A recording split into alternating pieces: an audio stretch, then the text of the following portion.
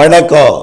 செல்வகுமாரின் அதிகாலை வானிலை ஆய்வறிக்கை. அதிகாரப்பூர்வ வானிலை அறிக்கைக்கு இந்திய வானிலை ஆராய்ச்சித்துறை அறிக்கையை பார்க்கவும். 2025 ஜனவரி 11 சனிக்கிழமை அதிகாலை நிலவரப்பதிவு.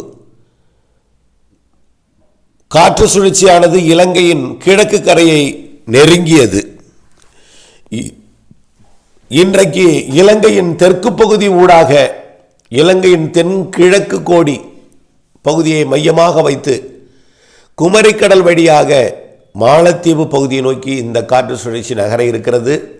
அதனைத் தொடர்ந்து பொங்கல் தினத்தில், மாட்டுப் பொங்கல் தினத்தில் மேலும் ஒரு காற்று சுழற்சி இலங்கைக்கு கிழக்கு புறம் மற்றும் தென்கிழக்கு புறமாக தெற்கு புறமாக மாலத்தீவு பகுதியை நோக்கி நகர இருக்கிறது. அடுத்த 2 காற்று சுழற்சிகள் வரக்கூடிய 16ஆம் தேதி வரை மாலத்தீவு பகுதியை நோக்கி நகர இருக்கிற காரணத்தினாலே கிழக்கு காற்று குவிதல் தமிழ்நாட்டில் அனைத்து மாவட்டங்களுக்கும் ஏற்படுத்த போகிறது.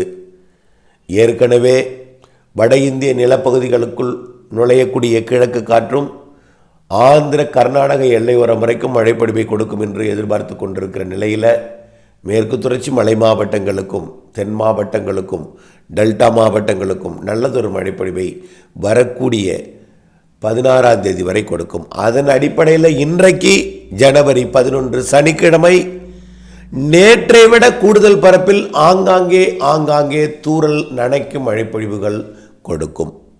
நேற்றைக்கு பெரும்பாலும் கடலோர மாவட்டங்களில் இருந்தது, டெல்டா மாவட்டங்கள், வடகடலோரம், சென்னை உட்பட இருந்தது. இன்றைக்கு எல்லா மாவட்டங்களுக்கும் வாய்ப்பு இருக்குது. ஆனால் எல்லா மாவட்டங்களில் எல்லா இடத்துலையும் பெய்து விடாது. பொழுது விடிந்ததும் வெயில் வந்ததும் கருமேகம் சூழத் தொடங்கும். பெரும்பாலும் மதியம்தான் கருமேகம் சூடும். வெப்பம் தேவை. வெயில் வந்ததும் மதியத்தில் கருமேகம் சூழ்ந்து மதிய மாலை இரவில், அதாவது காலைக்கு பிறகு மதியம் மாலை வரைக்கும் கடலோர மாவட்டங்களுக்கும் அதனை ஒட்டி உள்ள உள் மாவட்டங்களுக்கும், மாலை இரவில் உள் மாவட்டங்களுக்கும் மேற்கு தொடர்ச்சி மலை மாவட்டங்களுக்கும் கர்நாடக எல்லையோரம் வரைக்கும் கூட நீலகிரி உட்பட வால்பாறை உட்பட ஆங்காங்கே கருமேகம் சூழ்ந்து லேசான மழைப்பொழிவு கூட கொடுக்கலாம். ஆனால் பரவலாக தூறல் நனைக்கும் மழை, ஆங்காங்கே லேசான மழைப்பொழிவையும் கொடுக்கலாம். இன்றைய மழைப்பொழிவு கூட பொழியும் என்று நீங்கள் முழுமையாக நம்பி இருக்க வேண்டாம். ஆனால் வானிலை இப்படித்தான் இருக்கும். கருமேகம் சூழ்ந்திருக்கும், ஆங்காங்கே தூறல் கொடுக்கும், ஒரு சில இடங்களில் நனைக்கும் மழையிலிருந்து லேசான மழை வரை கொடுக்கும். இதுதான். ஆனால் எல்லா மாவட்டங்களுக்குமே வாய்ப்புண்டு. ஆங்காங்கே தான் இருக்கும். ஓகே, நாளை 12ஆம் தேதி ஞாயிற்றுக்கிழமை டெல்டா மாவட்டங்களில் தொடங்கும் மழை. நாளை காலை டெல்டா மாவட்டங்களில் தொடங்கும் மழை தொடர்ந்து வட கடலோரத்திற்கும், பிறகு வட உள் மாவட்டங்களுக்கும், பிறகு தென் மாவட்ட கடலோர பகுதிகளுக்கும், பிறகு தென் மாவட்ட உள்பகுதிகளுக்கும், பிறகு ஒட்டுமொத்த கர்நாடகா, ஆந்திர, கேரள எல்லையோரம் வரை தமிழ்நாட்டின் அனைத்து மாவட்டங்களுக்கும் மழைப்பொழிவை கொடுக்கும். புதுச்சேரிக்கும் காரைக்காலுக்கும் கொடுக்கும். ஆக ஞாயிற்றுக்கிழமை நாளையே காரைக்காலுக்கும், நாளை மதியம் புதுச்சேரிக்கும், நாளை மதியத்திற்குள் சென்னை திருவள்ளூரும், ஒட்டுமொத்த தமிழ்நாட்டிற்கு நாளை இரவுக்குள் நல்ல மழைப்பொழிவை கொடுக்கும். ஒதுக்கித்தான் நிகழ்வு ஏதும் தமிழ்நாடு ஊடாக கடந்து போகவில்லை. ஆக இலங்கைக்கு கிழக்கு புறம் வரக்கூடிய காற்று, அதாவது காற்று சுழற்சி தமிழ்நாட்டில் கிழக்கு வடகிழக்கு காற்றை குவிக்கிறது. பெரும்பாலும் வடகிழக்கு காற்றை குவிக்கும் பொழுது குளிர் காற்று வெப்பமான பகுதிகளில் போய் மழைப்பொழிவை கொடுக்கும். இந்த நேரத்தில் பலர் இந்த வானிலை அறியாமல் அறுவடை தானியங்களை அறுவடை செய்யாமல் ஒரு வானிலை அறிக்கையோடு இணைந்து அதாவது தன்னுடைய ஒரு முதலீடு என்பதை மறந்து நேற்றைக்கு நிறைய பேர் அறுவடை செய்யாமல் நினைத்து விட்டார்கள்.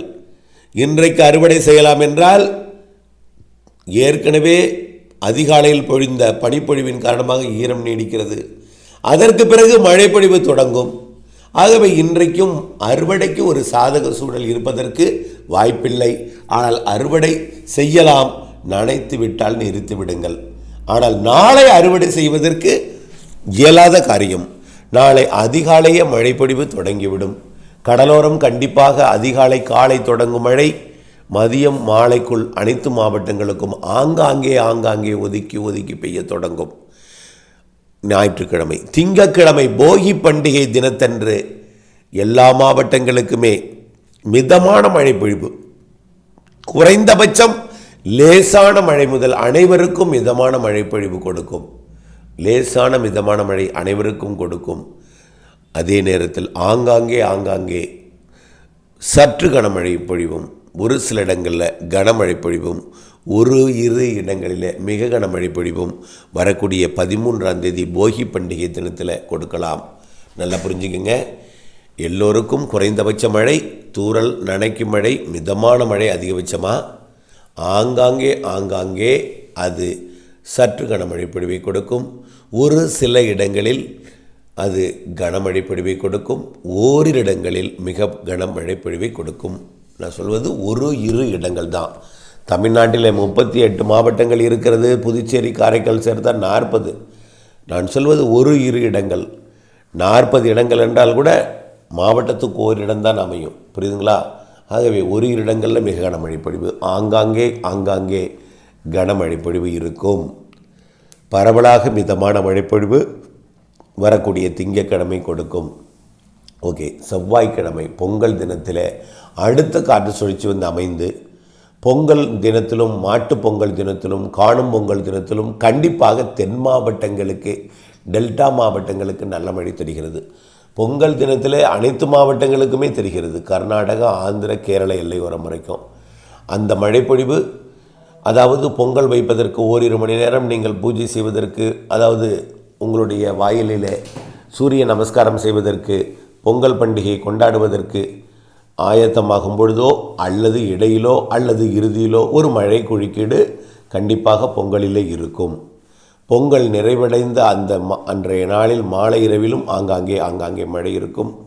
மழை குறுக்கீடுகள் இருக்கும். மாட்டுப் பொங்கல் தினமாம் 15ஆம் தேதி தென் மாவட்டங்களுக்கு சற்று கனமழை பொழிவு தெரிகிறது. அதுவும் ஆங்காங்கே ஒதுக்கித்தான், அதாவது ஓரிரு முறை வந்து அவ்வப்பொழுது இடையூறு கொடுக்கும் மழைப்பொழிவாக பொங்கல், அதாவது மாட்டுப்பொங்கல் பொங்கலுக்கு மழைப்பொழிவை கொடுக்கும். காணும் பொங்கல் தினத்திலும் மழைப்பொழிவு இருக்கும். ஆனால் பொங்கல் மாட்டுப்பொங்கல் நாளை விட குறைவான மழைப்பொழிவு 16ஆம் தேதி காணும் பொங்கல் தினத்திலும் மழை இருக்கும். ஆனால் 16ஆம் தேதி தீவிரம் குறைந்திருக்கும். ஆக தீவிரம் மழை என்பது திங்கட்கிழமை போகி பண்டிகை அன்றைக்கு தான். அதற்கு அடுத்த தீவிரம்னா ஞாயிற்றுக்கிழமை, அதற்கு அடுத்த தீவிரம் பொங்கல் அன்று, அதுக்கு அடுத்த தீவிரம் மாட்டுப்பொங்கல் அன்று. அது பெரும்பாலும் தென் மாவட்டங்களுக்கே தெரிகிறது. 16ஆம் தேதி தீவிரம் குறைந்த மழைப்பொழிவு. அடுத்தது 17, 18 இடைவெளி நாளாகும். அடுத்த நிகழ்வு தொடுவதற்கும் இந்த நிகழ்வு விலகியதற்கும் இடைப்பட்ட காலம், அதாவது 17, 18ஆம் தேதி. 18ஆம் தேதி நள்ளிரவு அடுத்த சுற்றின் மழைப்பொழிவை அடுத்த நிகழ்வு தொடக்கிவிடும். அந்த நிகழ்வு, அதாவது இலங்கை வந்து செயலிழந்து தமிழ்நாட்டின் தென் மாவட்டங்கள் ஊடாக அல்லது மத்திய மாவட்டங்கள் ஊடாக மேற்கு நோக்கி பயணிக்கும் என்று எதிர்பார்க்கப்படுகிறது. அதன் காரணமாக வரக்கூடிய 18ஆம் தேதி நள்ளிரவுக்கு பிறகு 19, 20, 21 இந்த 3 நாட்களுக்கும் தமிழ்நாட்டிலே, அதாவது குறிப்பாக தென் மாவட்டங்கள், தென் மாவட்ட மேற்கு தொடர்ச்சி மலை மற்றும் டெல்டா மாவட்டங்கள், மத்திய மாவட்டங்களிலே நல்லதொரு மழைப்பொழிவு, அதாவது கரை கடந்து போகக்கூடிய செயலிழந்த நிகழ்வின் காரணமாக கொடுக்க போகிறது. அதே நேரத்தில் வடகடலோரமும் அந்த 19, 20, 21 தேதிகளில் ஆங்காங்கே மழைப்பொழிவை கொடுக்கும். வட உள் மாவட்டங்களோட மழைப்பொழிவு இன்னும் ஆய்வில் இருக்கிறது. ஆனால் அதற்கு முன் வரக்கூடிய மாட்டுப்பொங்கல் தினம் வரைக்கும் கிருஷ்ணகிரி, தருமபுரி, நீலகிரி உள்ளிட்ட பகுதிகளுக்கும் எட்டி பிடித்து மழைப்பொழிவை கொடுக்கும். வானிலை அப்டேட்ஸுடன் இணைந்திருங்கள். வானிலை மாறுதல் அறிந்து, இடைவெளி அறிந்து அறுவடை செய்திடவும், வானிலை அறிந்து விவசாயம் செய்திடவும் அன்போடு கேட்டுக்கொள்கிறேன். இணைந்தே இருங்கள். நன்றி.